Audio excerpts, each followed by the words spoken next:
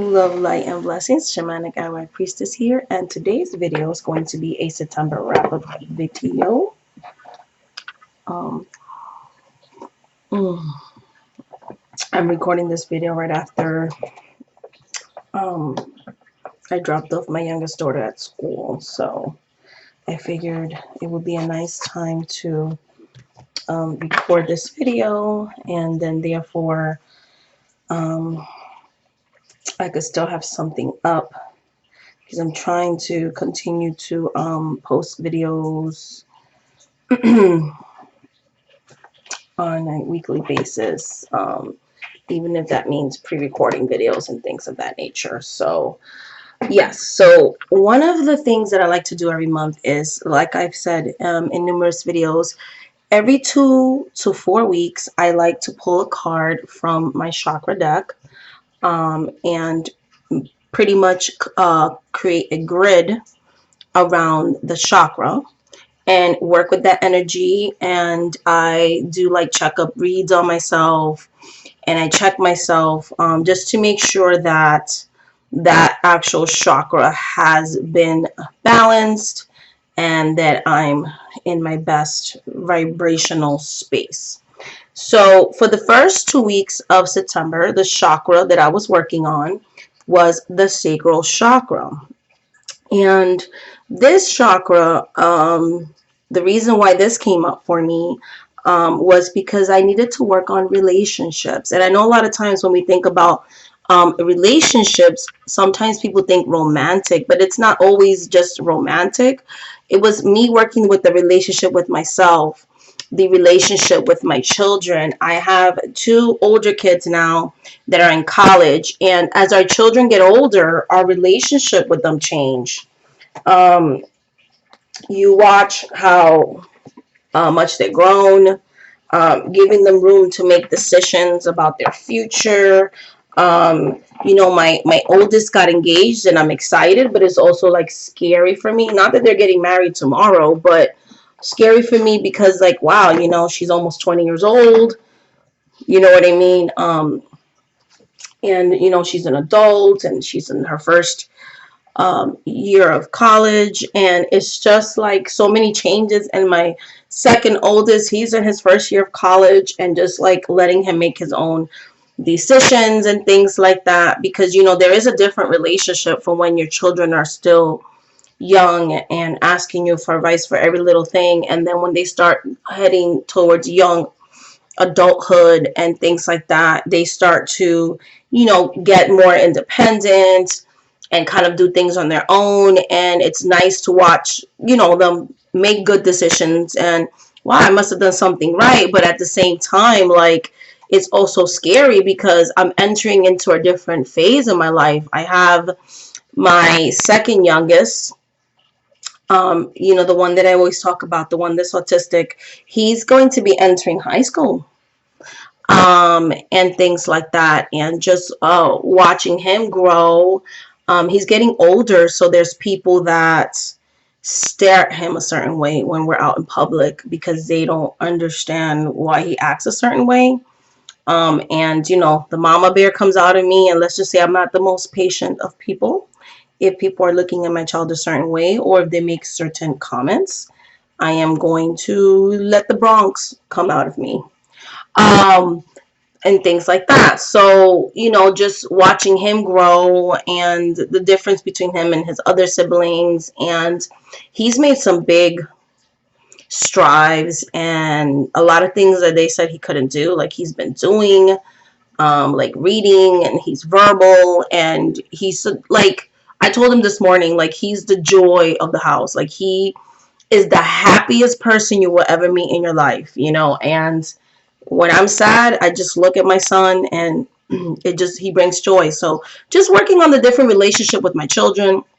My youngest is not really a baby anymore. She's a first grader, and every time I have to walk her to school, like, I get sad that she's gone for the day. I'm still getting used to her going to school full time. I miss the days when she was 4 and 3 and 1, and she was with her mom. And because I've since she's been born, I've been working from home and reading professionally in the psychic hotlines and things like that, and now in my own private practice. So I really got to enjoy her because I would schedule things around her, and I really got to do a lot with her that I didn't necessarily get to do with my second youngest, because then I was full-time college student and I was working. So, and he did daycare and things like that. So, and then the two younger ones, I used to work nights, but I would be with them during the day.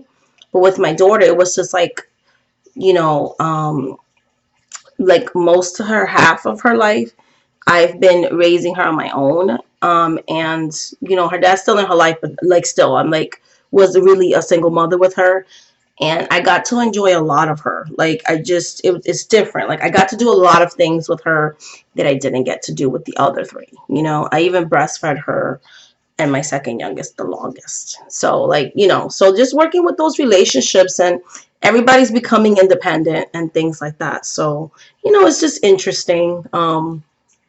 That card. The second card that I got was for the last 2 weeks of September is I'm going to be working on my crown chakra and faith. And faith is hard because one thing I always tell my clients, like when we do work or a prediction, like a lot of it has to do with faith. Like faith is where the magic is. Like believing that what you're trying to manifest and what you're creating with the spirits is going to happen.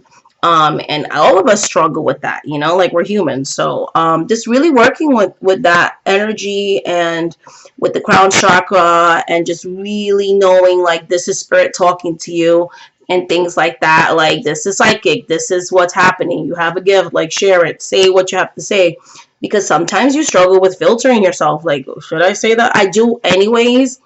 And I've gotten not the best reactions sometimes. You're like, you're a little too honest as a reader. You're not sugarcoating stuff, but I can't sugarcoat. I have to be who I am, right? Not that I'm mean, but like I'm a very honest reader. And things like that. So, and sometimes I question that, like, oh, maybe I'm mean or whatever. So, you question yourself sometimes and things like that. So, when it comes to the crown chakra, I've been working a lot with howlite and angelite. Also, I don't know why, but this crystal that I got from Raw Spirit kind of just wanted me to work with it these next couple of weeks. So I've been doing that. Trying to find a place to, I'm going to put that there for now. I don't want to spill my coffee at all. Also working with this beautiful amethyst wand when I'm doing meditations, and always working with my labradorite. So that one's come out to play. Also this beautiful clear quartz, I guess pyramid wand. And this one too, this beautiful labradorite. Been working with that as a beautiful focal point. Really loving this beautiful angelite crystal. All right, so now I also worked with moonstone for my crown chakra, and now we're gonna backtrack. So for my crown chakra moonstone, I've been working with this beautiful chakra stone for the crown chakra, and things like that. So those for my crown chakra, and this beautiful selenite heart. So it's a beautiful, beautiful energy. As far as my sacral chakra goes, I've been working with this beautiful, was working with this beautiful rutilated quartz. Worked with citrine, tiger's eye, jade for self-love, unconditional self-love, peach selenite, and peach calcite raw. So those crystals I worked with as far as my sacral chakra. And when it comes to my personal life, like I said, just kind of getting used to my September schedule because my kids started school. Here in the state of Pennsylvania, they start school before Labor Day. So like at the end of August, they started school. And then pretty much just kind of getting used to that and tailoring my readings around that, and pre-recording videos when I can and things like that. So it's been an adjustment because I kind of got used to my summer schedule, so it's like getting used to another schedule again. I've been doing a lot of dream work still. I've been having really vivid dreams, very predictive dreams, and dream work is very big in my practice. So I do interpret dreams for others. Like that's very big for me because in our culture we believe that spirits talk to us through our dreams. Like I've dreamt of rituals to do and they have worked. Spirits have warned me in my dreams, foretold certain things, so on and so forth. People have tried to do negative things against me. I've dreamt it. Like, you know, dream work is very big. So continuing to do that, and like it's just become so, like, it was really powerful in September. It always is, but September was crazy with the dream work that I did. Lots of tarot journaling, still continuing to do that. Also continuing to, you know, like I said, pre-record videos. And I've also been led to, as you notice, just really purging my collection, and I'm really going to try to keep it 30 decks or less, and I've been doing a good job of that, even with the new additional decks that I've gotten and things like that. So that's been working very well for me. It just helps me and allows me to work with decks in a more personal way, because it is such a big part of my practice. Like I said, I do read for others on a professional level, and you know, I am a life coach, like, you know, and a root worker and things like that. So it's very important that I have a strong relationship with the tools that I use to get those psychic hits and those psychic messages from spirits and things like that. So that's very important to me. I have to have a working collection for myself, which if I take care of me, then I can take care of my clients and things like that. So just purging and adding decks. And yeah, so the numbers are working for me. I worked a lot with cultural influential decks this month, and things like that. So for instance, the Afro-Brazilian Tarot, I was very happy to get this. This was like, was on my suggestions on Amazon. And this deck has read very well for me the first 2 weeks of September. Spot on reads and everything like that. It's just been powerful. The stalker card that I had with this deck, with the Afro-Brazilian Tarot, was this one, the Five of Pentacles, which really resonated with me, especially the way it's depicted here. You know, the red, the birds, like, to me that's fire. Like, at this time in my life, I have progressed a lot in my path, but I'm not exactly where I want to be. Like, I'm one of those people, like, I push. But even if I think, oh, I'm not really making an impact, or I'm not where I want to be, you know, financially. I'm not ungrateful, but I'm just saying, like, there's certain goals that I have next year. I'm always pushing myself to continue to grow my business and things. So this is like what I got from this card, because you see there's only like 5 pentacles, but the birds are working together to build a literal nest to protect what they hold sacred, which, so some people are like, that's not a lot, but it is. So I have more than enough to be successful. And I have more than I think. And at this time, I'm building around what I already have. Everything that I need is there. I just need to build around that. And so I see like the other bird as spirit, like spirit working with me to help me to build the wealth and to help me to build the dreams and the things that I want for my earthly and my spiritual needs. So it's like spirit is helping me. You see the white flowers, like to me that's all about spirituality. So there's so much in this picture that you can get. This deck just sings and speaks to me, and this card was very relevant to me. Another card that stalked me when I was reading with this deck for 2 weeks.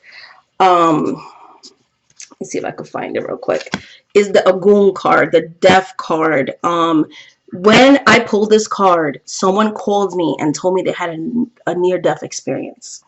This card was also relevant to me because, which they're okay, but that was like scary. I was like, oh my God, because Agun's in there, the spirit of death, and then like you almost died, and like that's scary. And also, my hair gets on everything. This card also came out at the time that I'm doing right now. Like, you know, death is all about transition. Something has to die in order for something to grow. And there are things in my path that are no longer part of my path, but it's helped me to grow, you know, and going in certain different directions and things like that. So, you know, big transitions are coming for me this year. So there's big things coming, and then continuing on to 2020, and I will share more of that with you guys in the future. But yeah, so this deck has been a purchase that I'm so glad that I made, because you know, sometimes you could buy a deck and you think you're going to connect with it, and it doesn't happen. So it's happened to me before, and things like that. So I was happy to have added that deck to my collection, and definitely the cards really do speak to me. African American Tarot is the second deck that I worked with and still working with the last 2 weeks of September. This is another one that's beautiful. This one has inspired me to research more about Black history, which I'm someone who loves to study history in general. And I thought I knew a lot about Black history, but there's a lot of, not archetype, but a lot of people that are in the deck, historical figures that I don't always know about. So this has really added another level to my practice and things like that, because to me, ancestral veneration is important. And I just feel like this is a very root deck. And so yeah, so I worked with this one for 2 weeks, and things of that nature. And this was my stalker card in this deck, the 8 of Pentacles. And I love this deck because I'm going to give you an example. Okay. So they tied it to a spirit. Okay. They, which is Gu, the spirit of tools, and from Benin and Togo, right? So he's a spirit of tools and Benin and Togo, and craftsmanships and hard work and dedications and things like that. So they tied it with a historical figure, okay, and it's Elijah McCoy. So I Googled Elijah McCoy because they don't really give you a lot of information about him in the little white book. So I come to find out that Elijah McCoy was a Canadian-born African-American who was born free, so he was never a victim of slavery, even though around the time he was born, slavery was still going on. He was an inventor and an engineer, okay? He has still 57 patents, okay? And he helped to, I'm trying to think of the word, revolutionize traveling, because he created one of his most famous creations was a form of lubrication that helped steam engines, okay? So he helped to innovate automotive travel because his lubrications worked for automotive. It worked for steam engines, locomotives, and ships. So he, as an engineer, helped to innovate and create a easier way to travel, an easier way to kind of, you know, improve upon that. So look at that. And I never learned about him in school. Never knew that he had 57 patents. Never knew that he was born a free black man. Later on, he became an American citizen and things like that. So, like, he added to American history, and I didn't know that. So that's just one example in this deck, and it's why I love what they did with the Minor Arcana. The way they related historical figures in the deck, you know. So I'm going to continue to work with this for the last couple of days that we have left of September and research these very important historical figures and things like that. And I love that I learned about some other spiritual figures that I didn't, like, I don't know everything. So there were some people in here, some spiritual spirits that I didn't know anything about, so I've been researching them as well. So it's expanding what I already knew. And like, I love when a deck can do that. I love when I can get something new. And this deck really, to me, really, like, it's really enhanced my practice, and definitely love this deck. So it's one of my new favorites right now. So definitely do not regret purchasing it. Glad I didn't listen to the reviews on YouTube and listen to my daughter and actually got the deck myself. As far as working with clients, I've been working with I was working with Wheel of the Year, and now I have switched it to my October working deck. So I put this back in order, and this deck, I had stopped working with it for months and then ended up kind of like dreaming about it and feeling so drawn to it. Happened to me with the Hanson Roberts. I had stopped working with that one for a while, and I love when that happens, when like you put a deck to sleep and all of a sudden it just calls to you again. And I noticed this deck does that to me a lot in autumn. Like, I don't know, this just feels like a very autumny deck to me. And yeah, so it just started calling back to me, and I started using it again, and I've gotten some amazing client reads with it and things like that. Like, I love the Wheel of the Year. I know it's not like a deck that a lot of people mention. I don't think I've ever heard anybody mention it in their top 10, but like, I personally love the deck so much, and it reads very well for me. I worked with these two incense of the month. The Crown Chakra, which I'm still have some left, because I'm still not done working with the Crown Chakra, and this incense is done, the Sacral Chakra. So yep, and most likely after this video, I'm gonna most likely go and meditate anyways. And then this I got this month too, the Giant Rider-Waite, and I'm using it for study purposes. So I already have the card that I'm going to be working on today, the Four of Cups, and just reflecting on that and journaling on that and things like that. And like I said, I'm still working with the African American Tarot. This was my card of the day, the Chariot. So pretty much that is what's going on. I have a bunch of video topics. I have video topics all the way until next I think all the way to past, yeah, September 2020. So like a year's worth of content that I will be pre-recording and making, and it's like once a week video. So anything extra than that I would do, but at least to get out a video a week. So I have, they all scheduled when they have a download schedule. That way I'm not overwhelming my channel, and because I can't record all the time, at least there'll be something coming out once a week. This month I kind of didn't do that. I was like excited, and I would just like post videos and videos and videos, but a lot of those videos were recorded over the summer and things like that, but things are a little bit more hectic now. So yeah, I'm still gonna do the once a week videos and things to download it that way, but I think that's it, because I don't want to make this video too long. So I was trying to keep it under 13 minutes, and it looks like I did. So much love, light, and blessings. Thank you so much for watching this video. Please like, please subscribe, comment below. You know how I am about that. I love when you guys leave feedback. Also, look out for a witchy hack of repurposing jars that's coming out in the next couple of weeks. That is scheduled to be released in October. Okay, What else? Yeah, I think that's it. And some other videos that are coming out, but I want to keep it surprise. Like, I'm excited. And yeah, that's about it. All right, I gotta go. Bye, guys.